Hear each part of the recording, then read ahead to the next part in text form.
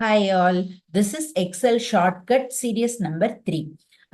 Thank you for watching and giving opinions for our videos.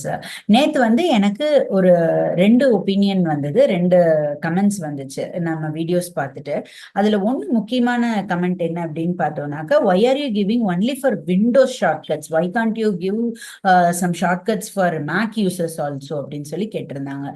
Okay, as enquiry came, நம்ம அதுவும் பண்ணலாம், மேக்கோட யூசர்ஸ்க்கும் XL shortcut சொல்லலாம் அப்படின்னு சொல்லி we have decided, and from today all the forthcoming videos we will give for Windows and for Mac also அப்படின்ட்டு சொல்லி முடிவு பண்ணி நம்ம பண்ணியிருக்கோம்.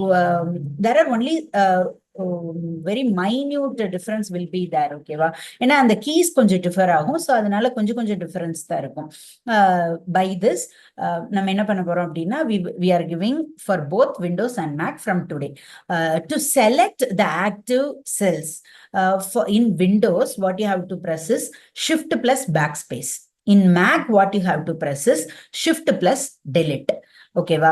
அதாவது ஆக்டிவ் செல்ஸ் நம்ம இப்ப பண்ணிட்டு இருக்கோம் இல்லையா, இப்ப அதுல டிஸ்பிளே ஆகிற ஒர்க் ஷீட்ஸ்ல இருக்க ஆக்டிவ் செல்ஸ் மட்டும் நம்ம செலக்ட் பண்ணணும் அப்படின்னாக்க, அது என்ன பண்ணணும்னா ஷிஃப்ட் பிளஸ் பேக் ஸ்பேஸ் கொடுக்கணும் விண்டோஸ்ல, ஷிஃப்ட் பிளஸ் டெலிட் கொடுக்கணும் மேக்ல.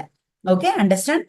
அடுத்தது, to show the active cells which are selected இருக்கு இல்லையா, அது பண்ணணும் அப்படின்னா கண்ட்ரோல் பிளஸ் பேக் ஸ்பேஸ் கொடுக்கணும் விண்டோஸ்ல, கண்ட்ரோல் பிளஸ் டெலிட் கொடுக்கணும் மேக்ல.